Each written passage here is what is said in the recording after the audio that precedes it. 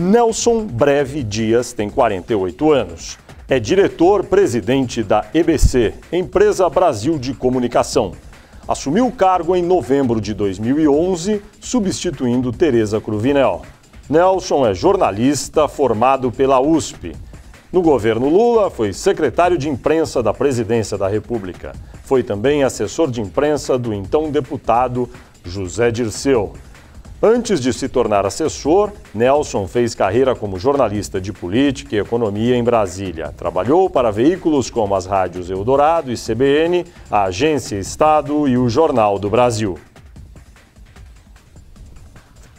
Olá, internauta, bem-vindo a mais um Poder e Política Entrevista. Este programa é uma realização do jornal Folha de São Paulo e dos portais UOL e Folha.com. E a gravação é sempre realizada aqui no estúdio do Grupo Folha, em Brasília.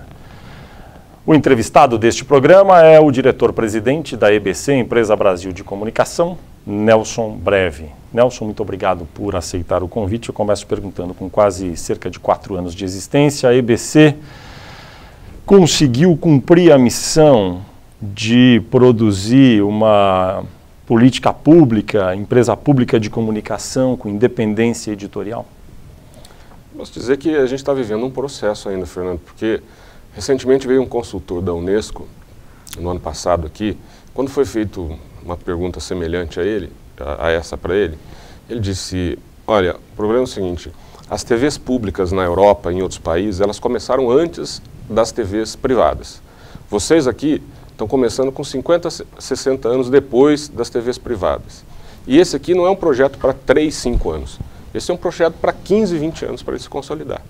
Então, se ele tem razão, nós ainda estamos no início dessa caminhada, né? São 4 anos de existência de um projeto que não é uma TV pública estadual ou uma TV pública municipal. É uma TV pública de âmbito nacional para formar uma rede pública de comunicação.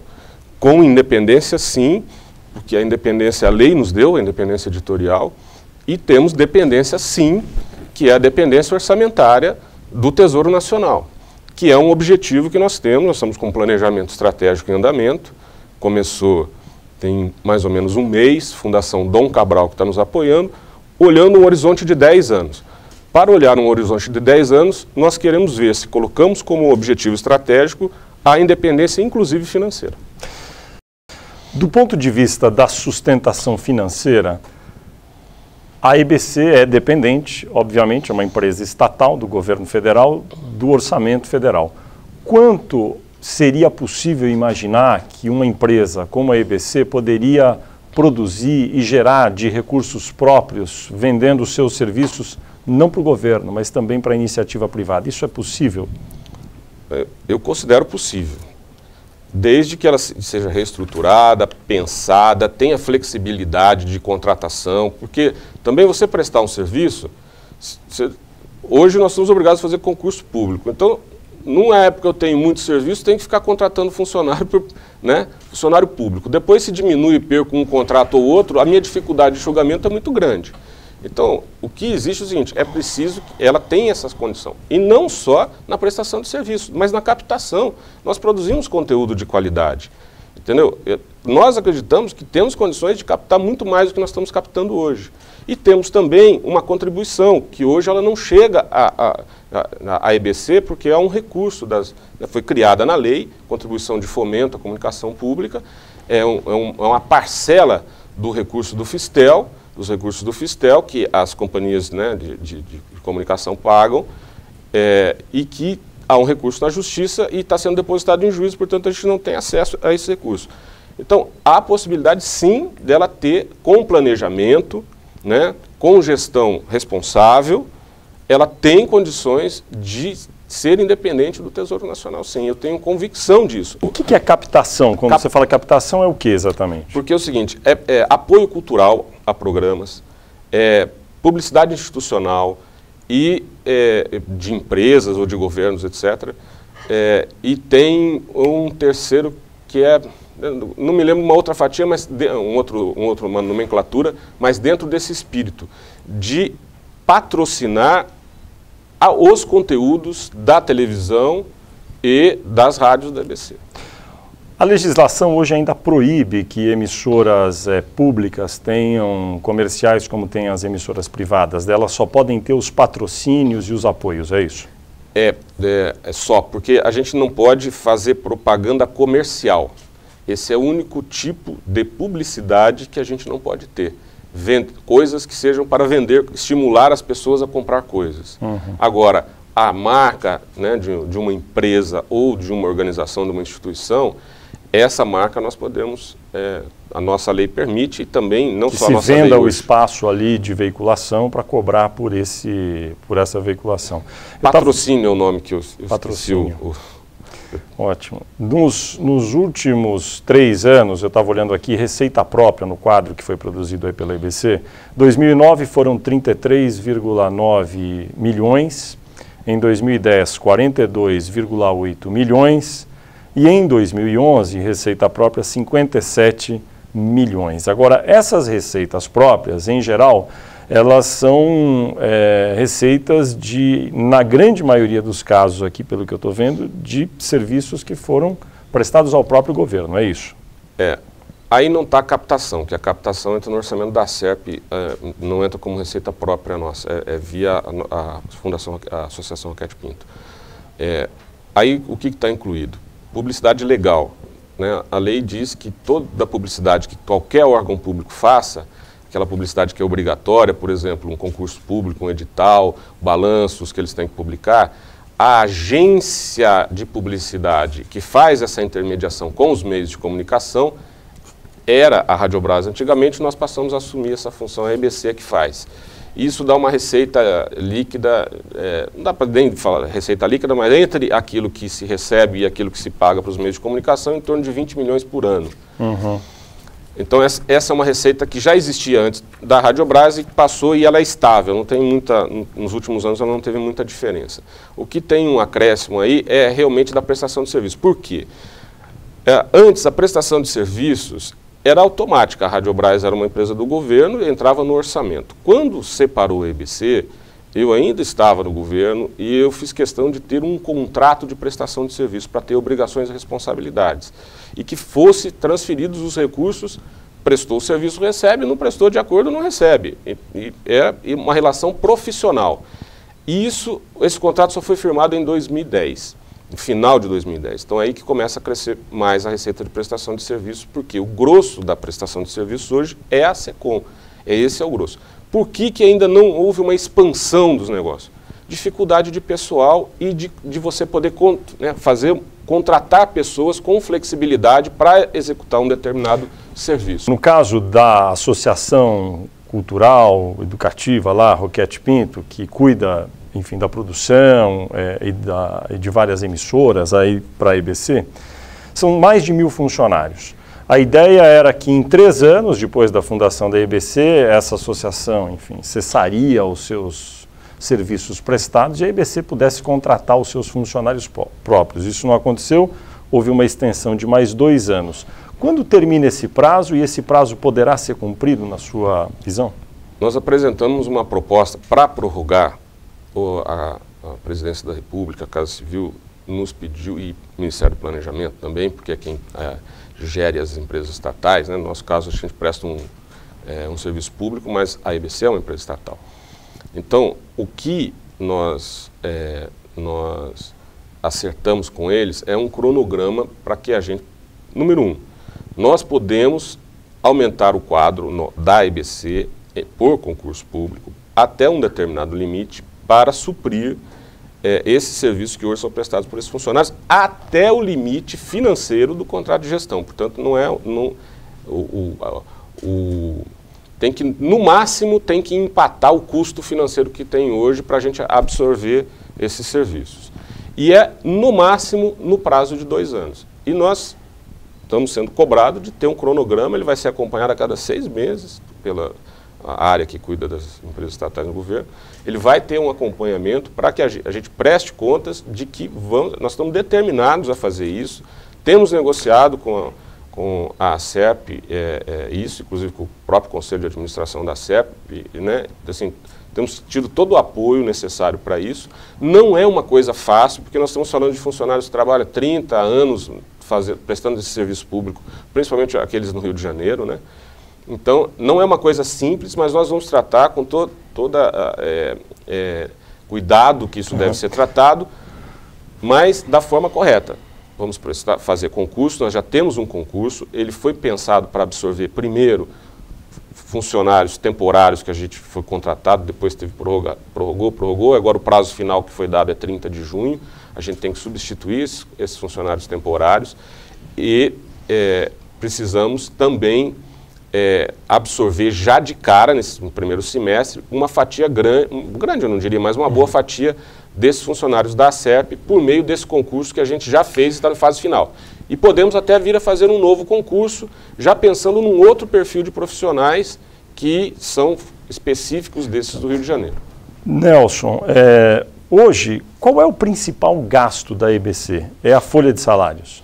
Folha de salários é o principal gasto, em torno de 180 milhões aproximadamente. Isso seria quantos por cento do orçamento executado total da EBC, grosso modo? É mais de 40, menos de 50. Entre 40 e 50. E o segundo maior é o que? Operacional? Salvo engano, o dado, se eu não estou, a memória não falha, é 42%. Uhum. E isso já foi menor, já tivemos um orçamento maior, o orçamento teve restrições no ano passado. No ano passado o orçamento executado foi quanto? Foi 424 e no ano anterior 474. Então nós tivemos uma redução, né, no executado de 50 milhões no ano passado. Entendi. A TV Brasil, embora esteja presente em vários lugares, ela não tem canais abertos em estados importantes da federação, como São Paulo, Minas Gerais. Não, a gente tem canal aberto aqui. Canal aberto VHF. VHF não. Onde a maioria das pessoas... onde a gente gostaria de estar. Entre o canal 2 e o canal 13, onde a imensa maioria da população acaba assistindo TV ainda no Brasil. É verdade, é verdade.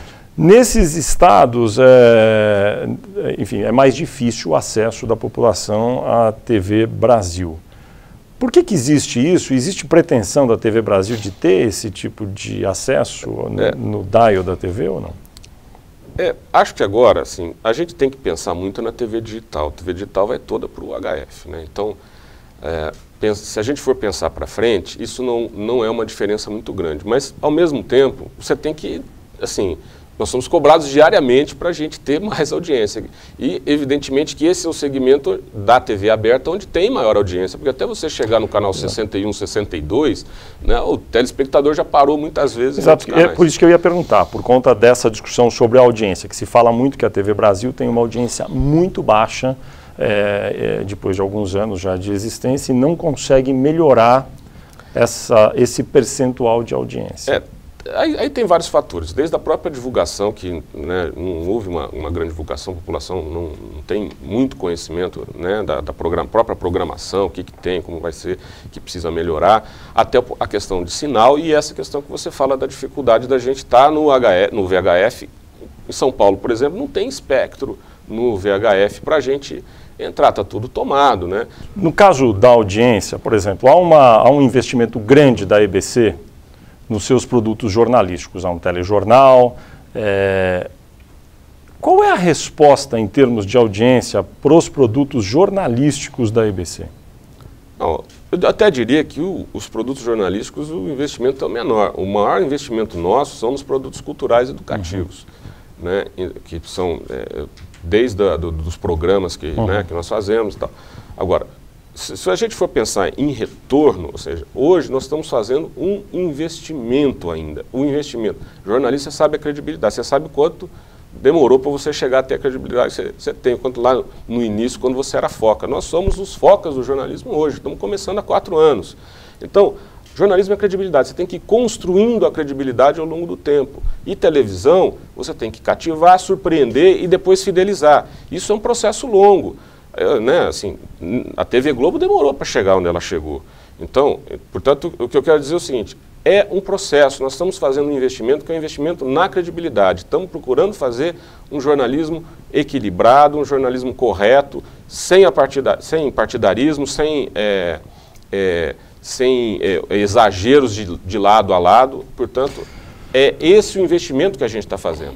Agora, se você for pensar em termos da nossa média, na média nas praças onde a gente está, o nosso telejornalismo está na média da nossa audiência dessas 3 praças. Ele não está abaixo da média. Seria qual a média? Se a gente for pensar... Rio de Janeiro, por exemplo. Em Rio de Janeiro, se a gente for pensar em audiência, lembrando sempre, isso aí não é share, porque a audiência, hoje estamos perdendo, a radiodifusão como um todo, as televisões estão perdendo muita audiência para outros meios. Mas se formos pensar em termos de audiência, nossa audiência no Rio de Janeiro é em torno de 0,4 da audiência, chega a 1 do share, ou mais de 1. No Distrito Federal é 0,3 e em São Paulo é 0,1. Então, assim, que é a diferença lá. Isso é na média, nós estamos falando de 7 da manhã às 2 da manhã, ou 6 da manhã às 2 da manhã, só não pega a madrugada, a média, o ano inteiro, todos os dias. Nós temos programas que têm audiência. O nosso telejornalismo, ele alcança, às vezes, 1% de audiência. A audiência, não é o share, seria mais. Ainda em cima do jornalismo, eu estava olhando no quadro permanente de pessoal da EBC, jornalistas, são 163 no Distrito Federal, 7 em São Paulo, 27 no Rio. Para uma empresa pública de comunicação que deveria talvez cobrir o Brasil todo, nesse caso não há uma assimetria na distribuição de jornalistas, ainda sobre isso, porque a EBC agora anunciou que vai contratar correspondentes em vários continentes. Mas ela não tem ainda jornalistas nos 10 principais estados. É verdade, mas aí a gente supre com os acordos que a gente tem com as emissoras locais. Nós temos acordo, eles produzem material para o nosso telejornalismo e a gente aproveita o material de várias dessas TVs educativas com quem a gente tem acordo, educativas e universitárias. Então, mas só para voltar para a questão, essa quantidade, tem muito jornalista que não é o jornalista da parte pública que nós administramos, são jornalistas que prestam serviços ao governo federal. Há uma divisão dentro da empresa, uma área chamada EBC Serviços, que ela cuida da parte de prestação de serviço. Então, esses jornalistas, eles cuidam da prestação de serviço, são aqueles que acompanham as viagens presidenciais, os ministérios, etc. Aí nós estamos falando também do seguinte, havia uma concentração, até que era necessária, né? Por quê? Porque a Agência Brasil, ela era, né, nós estamos falando de televisão, rádio e agência de notícias. A Agência Brasil, ela tinha uma quantidade grande de jornalistas, que ela tinha setoristas em todos os lugares, congresso aqui em Brasília, a cobertura forte dela era em Brasília. Nós, assim, é necessário ter uma reformulação. Por isso que, assim, hoje, a nossa maior preocupação é o planejamento estratégico, para a gente ter um horizonte. Só para esclarecer, a gente gostaria de ter correspondentes próprios no Brasil inteiro, mas hoje, por questões orçamentárias, a gente não está fazendo esse tipo de investimento no momento, porque a gente tem as parcerias que nós estamos fazendo, temos acho que 14 emissoras que fazem parcerias conosco.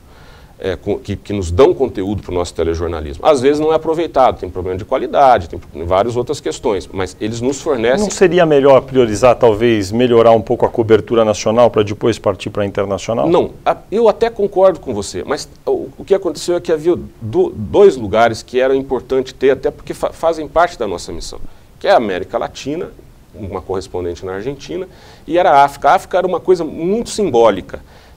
A TV Brasil se diferenciar por ter um correspondente na África. Foi o primeiro correspondente que passou a ser, foi o nosso, que foi para lá. Depois teve da Record, tal, por causa da Copa na África do Sul, também teve da Globo muito tempo. Até a Folha mandou o Zanini, que foi para lá, ficou muito tempo, se especializou, inclusive virou até editor internacional. Então, a África era muito importante para nós, simbolicamente. Então, ter os outros, eu gostaria de ter nos Estados Unidos, gostaria de ter na Europa, na Ásia, tudo. Então, o que nós dissemos para o Conselho Curador, no nosso plano de trabalho, é nós gostaríamos de ter, não sei se teremos recursos para isso. Então, não é que seja a nossa prioridade, nós gostaríamos de ter correspondente. Por que gostaríamos de ter? Gostaríamos de estar acompanhando as eleições nos Estados Unidos com correspondente próprio, na França com correspondente próprio, na Venezuela com correspondente próprio, e a gente não tem hoje esses recursos. Se conseguirmos, vamos ver como é que vai ficar o nosso orçamento para esse ano. Se conseguirmos, teremos, mas concordo com você, deveríamos priorizar mais aqui. Falando sobre prioridades, não só em jornalismo, mas produtos culturais, neste ano algumas rádios da EBC transmitiram desfiles de Carnaval do Rio. A TV Brasil também já cobriu carnavais de Recife e Salvador. Esses eventos, que fazem parte aí da cultura brasileira, eles são amplamente noticiados pelas TVs privadas. E são coberturas que eu imagino que sejam caras. Será que a EBC faz correto ao priorizar a transmissão desses eventos e não fazer outro tipo de produção? Então, deixa eu te dizer. A primeira vez que foi uma cobertura mais robusta, que foi feita realmente, ninguém fazia cobertura como foi feita, de cobrir lá o maracatu, o boi do Maranhão, o frevo lá em Olinda e Recife e também o de Salvador. Hoje a Bandeirantes já está fazendo, já está suprindo isso, está cobrindo bem essa questão. Mas o primeiro ano foi lá.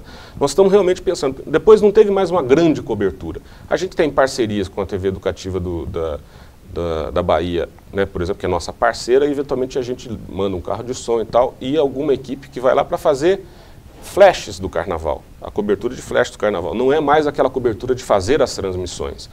Então, portanto, essa... Até porque competir com as TVs privadas, sim, nesse caso, muito difícil. Sim, né?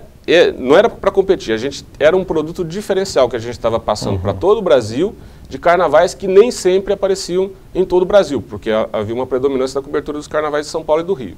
Então, aí outros passaram a fazer isso também. Aí nós achamos, concordando com você, que já não tem essa necessidade da gente estar suprindo isso, porque isso já está, de certa forma, suprido por outras empresas. A gente tem que entrar naquilo que as pessoas não estão fazendo ou naquilo que a gente acha que deveria fazer diferente, de alguma outra forma. Futebol, você podia falar, todo mundo transmite futebol. Por que a Rádio Nacional? A Rádio Nacional tem uma história com o futebol, né? E a Rádio Nacional continua com um esforço, cobrindo ainda os times do Rio, não é uma grande cobertura, mas ela tenta fazer o quê? Cobrir futebol e passar lições de cidadania, coisas que são importantes para a cidadania numa transmissão de futebol, que é uma forma diferente, não é vender produto, não é vender cerveja, não é vender carro, é vender cidadania. É isso que a gente pode fazer diferente, mesmo cobrindo as mesmas coisas que uma TV comercial. Ainda sobre conteúdo, em 2011 o Conselho da EBC discutiu a exibição de cultos religiosos por veículos da empresa. Esses programas hoje, como são tratados? Estão na programação? Qual o critério de escolha? A lei da EBC, ela veda o proselitismo, qualquer que seja, veda. E houve reclamação de telespectadores de que esses programas seriam programas que praticariam o proselitismo. O Conselho Curador analisou, fez audiências públicas e chegou à conclusão de que, número 1, era preciso haver pluralidade, né, em relação às confissões religiosas, né, existentes no Brasil. 2, que essa pluralidade ela deveria ser expressa na forma de programas mais jornalísticos sobre as religiões e não na apresentação de cultos. E pediu para que a EBC apresentasse uma proposta, né, a direção da EBC apresentasse uma proposta e disse, olha, se não houver uma proposta, em 6 meses esses programas têm que sair do ar. Bom, tivemos problemas e a nossa proposta saiu muito em cima do prazo de vencimento. Queríamos um prazo maior, aí não foi possível, houve algum... houve contratempo, isso foi em agosto, setembro do ano passado. Aí, as igrejas entraram com uma liminar. Ou seja, elas conseguiram uma ação na justiça e conseguiram uma liminar. Hoje, esses programas... Hoje não, porque o Conselho Curador suspendeu a decisão na reunião de dezembro. Mas os programas ficaram mantidos por ordem judicial. E aí o Conselho Curador decidiu o seguinte, vamos tentar aí fazer uma composição para ver como é que a gente trabalha isso de forma a não ferir a lei da EBC, certo? E de forma também a que a gente compreenda as questões tradicionais, né, que existem. Os programas continuam sendo transmitidos? No momento estão. Quais são eles? São quantos? São missas no Distrito Federal, no Maranhão. Missas da Igreja Católica. Católica. Da Igreja Católica e um programa da Igreja Batista que é feito no Rio de Janeiro. Todos esses são produções das igrejas que entregam prontos, empacotados e a TV transmite? Como funciona? Não, o da Igreja Batista sim, o da Igreja Católica não. São produzidos dois em estúdios da TV, no Maranhão e no Rio de Janeiro, e aqui em Brasília, lá na Igrejinha, que é a tradicional, né? Existe e eles todos estão sendo transmitidos por força dessa medida liminar. Medida liminar. E agora o que vai se fazer daqui para frente? Então, está prevista uma audiência pública no próximo dia 14 para discutir esse assunto, né? Voltar à discussão desse assunto, e a gente vê se a gente encontra uma proposta que ela seja convergente entre aquilo que determina a lei e a gente também entender as questões tradicionais e ver como que a gente obedece à pluralidade, o não proselitismo, né, sem ferir a tradição que existe e que você sabe que é muito difícil. Na sua avaliação, esses programas são adequados? Olha, Fernando, é difícil eu fazer esse tipo de avaliação para você. A questão é o seguinte, eu preciso observar duas coisas. Eu tenho que respeitar a lei, certo? Então, desde que seja respeitada a lei, e a pluralidade, a diversidade, aí eu acho que não tem problema. Agora, é preciso ter um entendimento. Agora, quem faz a fiscalização se minha programação está adequada, se ela não está adequada, é o Conselho Curador. Então, ele é que tem a responsabilidade de me dizer... As igrejas pagam para transmitir esses programas? Não? Não pagam. Deveriam pagar, talvez? Olha, se eu te dizer que deveriam pagar, fica parecendo que eu estou cobrando elas. Mas a verdade é o seguinte, eu acho que tem que ter um critério de isonomia. Ou seja, eu acho que se tem que ampliar a diversidade, é verdade que diversidade, se a gente for ampliar, né, um mapeamento que uma produtora fez para a gente, em São Paulo existem 80 confissões religiosas diferentes. Então você imagina que são 80 cultos diferentes numa TV. A EBC e a TV Brasil virar uma televisão religiosa. Então não é possível. Então é tentar conciliar tradições, né? E essa questão da missa também foi discutida na TV Cultura em São Paulo. O Conselho Curador decidiu, olha, missa é tradição, está aqui, não vamos mexer com ela, vamos manter. E está lá até hoje Nossa Senhora Aparecida, não sei o quê, que é a padroeira do Brasil, aquela coisa toda. Então assim, há uma certa dificuldade de você lidar com coisas que estão há muito tempo. Mas me diga uma coisa, na condição de diretor-presidente da EBC, um cenário ideal seria o quê? Que ampliasse o número de confissões religiosas que tivessem presentes, que teriam um horário isonômico e que seria gratuito o acesso para elas, é isso ou não? O que seria ideal para nós seria uma coisa isonômica que atendesse a todas. E um programa... Mas a todas é impossível, né?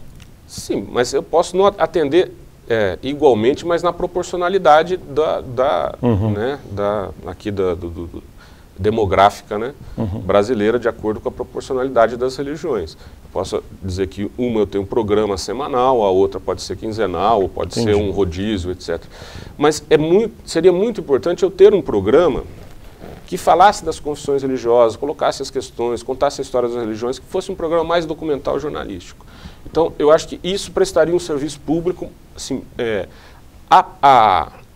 eles chamam isso nas TVs públicas lá da Europa, que também transmitem, né, os programas religiosos, eles chamam de assistência religiosa, como é que é? Serviço religioso. O serviço religioso é a transmissão da missa ou é a transmissão de um culto. E assim é chamado, né, lá. Então é o seguinte, se entendermos, e quando eu falo entendermos, não é a direção da EBC, porque, assim, quem tem que zelar, a missão por zelar pelo conteúdo é do Conselho Curador. Ele é quem vai ter que nos dizer se está adequado, não está adequado. E o Conselho vai se pronunciar sobre isso quando? Não, eu não sei se foi fixado um prazo, eu não lembro. Eles suspenderam a decisão para fazer audiências públicas, rediscutir a questão e fazer a coisa... Haverá audiências públicas a partir deste ano? Está marcada para o dia 14 agora uma audiência pública. Não sei se vai ter mais de uma ou não. Com quem? Com representantes das religiões? Representantes das religiões, evidentemente. Vai ser o quê? Perante o Conselho? É uma audiência pública do Conselho. O Conselho vai receber os representantes. Recebe os representantes. Quantas igrejas foram convocadas?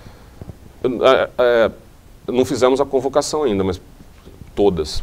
Teremos que convocar todas. Provavelmente usando o fórum. Existe um fórum, né, na Universidade Religiosa. Então. E daí seriam ouvidos os representantes dessas religiões e daí o Conselho vai tomar uma decisão. Mas pelo que eu estou entendendo aqui, a tendência é ampliar esse espaço para haver uma representação mais plural das religiões na programação da EBC, é isso? Isso no limite do possível e, assim, a questão é a seguinte, o importante é assim, fazer isso com diálogo, compreensão e tolerância. Essa que a gente precisa ter para fazer. Mas ter mais religiões, é isso? Além da batista e da católica? Acho que era importante. As religiões afro, elas tiveram uma questão da discriminação das religiões afro, que eu acho que era importante ter também um programa que as representasse. E outras religiões, não há budismo, né, também judaísmo, etc. Né? Acho que isso, a gente tem outras religiões que também precisariam ter algum tipo de espaço, respeitando a legislação em relação ao proselitismo. Voz do Brasil, a EBC produz, né, presta um serviço ao governo e produz o programa que é transmitido, todo mundo conhece, Voz do Brasil, a partir das 19 horas. A extinção da Voz do Brasil ou a flexibilização do horário de transmissão da Voz do Brasil afetariam a EBC? Não, nada. Porque é o seguinte, nós somos um prestador de serviço. Para o governo, o legislativo, o judiciário, o Ministério Público. Né? Vocês fazem toda aquela hora, aqueles 60 minutos, para todos os poderes?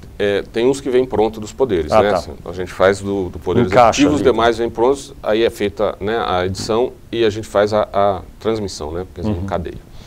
Então nós temos o custo de transmissão, da operação toda, e de produção de parte do conteúdo. O resto são responsabilidade dos Esse é um contrato que a EBC tem com o governo? Está incluído no nosso contrato de prestação de serviço ao governo. E aí é o seguinte, não temos responsabilidade, a responsabilidade por isso é do governo federal. Qual a sua opinião sobre a Voz do Brasil? Posso te falar?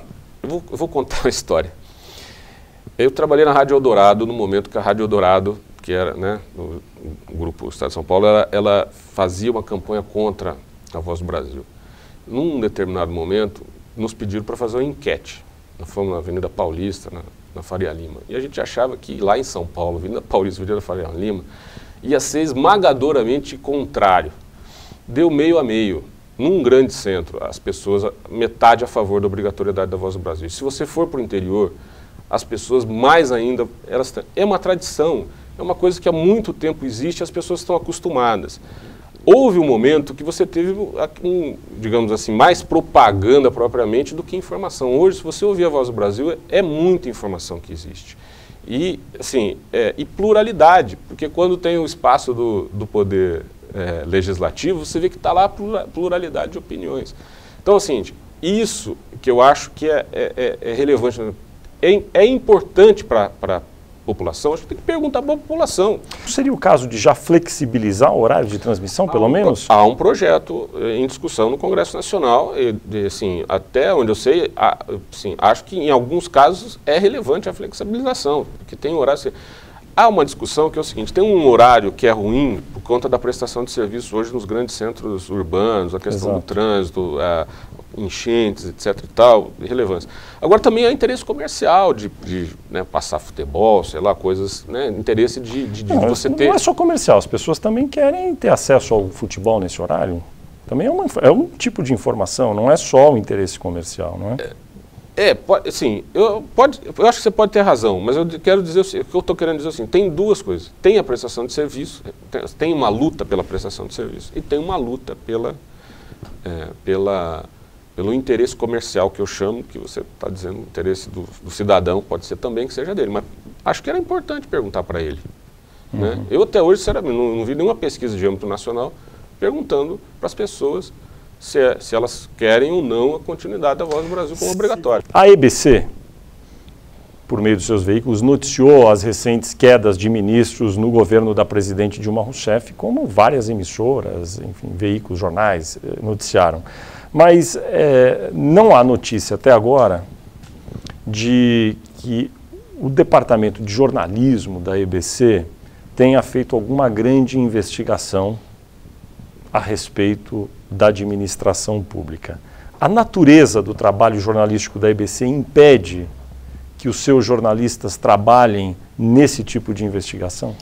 Olha, eu não impeço, se você perguntar para mim. Agora, eu vou dizer o seguinte, eu quando assumi a empresa, assumi a questão seguinte, departamento de jornalismo, a responsabilidade do diretor de jornalismo, porque eu sou uma empresa que eu tenho relação tanto com a parte governamental da prestação de serviços ao governo, quanto com a parte pública, seja da área do jornalismo, seja da área de rádio, seja a área de produção, produtos artísticos, etc. Então, assim, eu tenho que estar numa posição em que eu não interfira na parte editorial. Então, isso é uma questão do diretor, no caso da diretora de jornalismo, Nereide Beirão. Deixo por conta da direção de jornalismo gerenciar isso. Você pergunta para mim, você gostaria que a EBC fosse mais investigativa? Eu gostaria que fosse, acho que a gente merece. Investigação total, que tivéssemos mais, que a gente... Porque a questão, você sabe disso, que você foi um cara que batalhou muito pela lei do acesso à informação. A questão está no direito das pessoas de saberem. Esse é um direito que é universal. Elas têm o direito de ter acesso às informações e de saberem o que as coisas estão acontecendo. Se as informações têm distorções, etc., são erradas, etc., e tal, isso é um problema de credibilidade de cada veículo, cada um. Você tem que fazer as coisas corretas.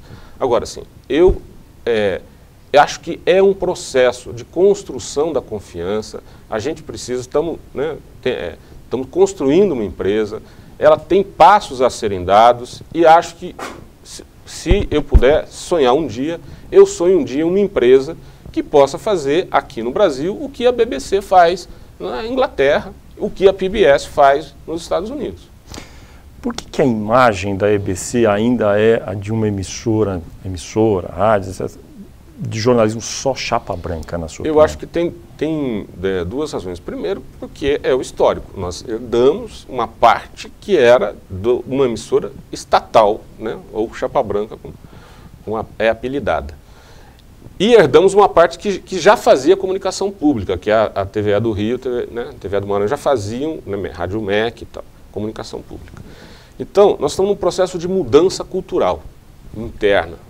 Planejamento estratégico, já te falei, Fundação Dom Cabral nos apoiando para fazer esse planejamento, para a gente encontrar a identidade, saber como é que vai, onde é que a gente quer chegar daqui a 10 anos.